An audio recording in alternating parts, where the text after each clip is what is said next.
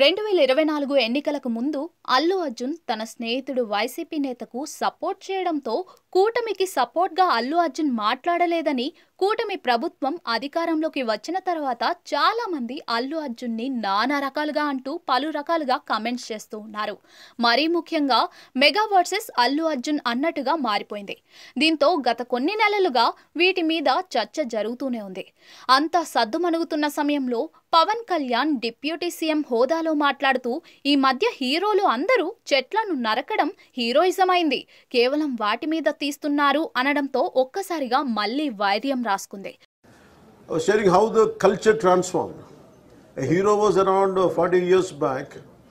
He is someone who safeguards the forest, and now the hero is someone who cuts away the forest and who is a smuggler.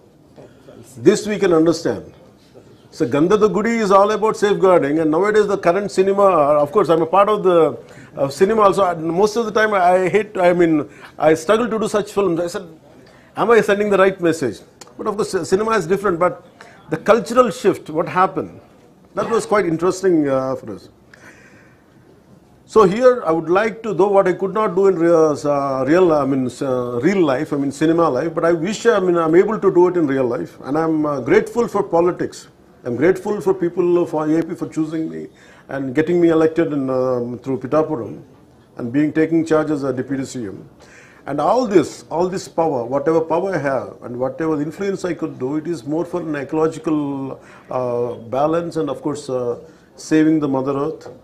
దీంతో అల్లు అర్జున్ ఒక cinema event లో తనకు ఇష్టమైతేనే వస్తాను లేకపోతే లేదు అన్నట్లుగా చెప్పడంతో మళ్ళీ అల్లు ఫ్యాన్స్ మెగా ఫ్యాన్స్ అన్నట్లుగా వార్ మొదలైంది. ఇష్టమైన వాళ్ళకి మనం చూపించాలి, మనం నిలబడగాలి. మన ఫ్రెండ్ అనుకో, ఇంకోళ్ళు అనుకో, మనకు కావాల్సిన వాళ్ళు అనుకో, నాకు ఇష్టమైతే నేను వస్తా, నా మనసుకు నచ్చితే నేను వస్తా, అది మీ అందరూ తెలిసిందే.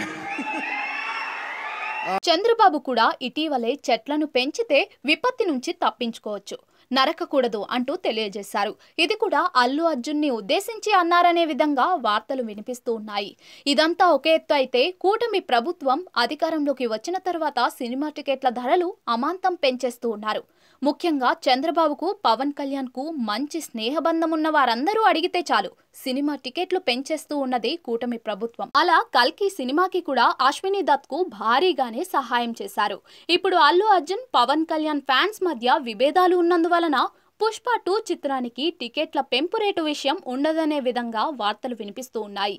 కానీ పుష్ప చిత్ర నిర్మాతలు మాత్రం ప్రముఖ విద్యుత్ శాఖ మంత్రి గొట్టిపాటి రవికుమార్ కు మంచి స్నేహితులట. దీంతో ఈయన నుంచి అయినా సినిమా టికెట్ల పెంపు చేసుకునే అవకాశం ఉన్నట్లుగా వార్తలు వినిపిస్తూ ఉన్నాయి. చంద్రబాబు జైల్లో ఉన్నప్పుడు కూడా కేవలం కల్కి సినిమా నిర్మాత అశ్విని దత్ మాత్రమే సపోర్టివ్ గా మాట్లాడారు. అలాగే జూనియర్ ఎన్టీఆర్ నటిస్తున్న దేవరా సినిమాకి కూడా టికెట్ల రేటు పెంపు అనుమతి వస్తుందా రాదా అనే విషయం ఇప్పుడు చర్చనీయాంశంగా మారింది.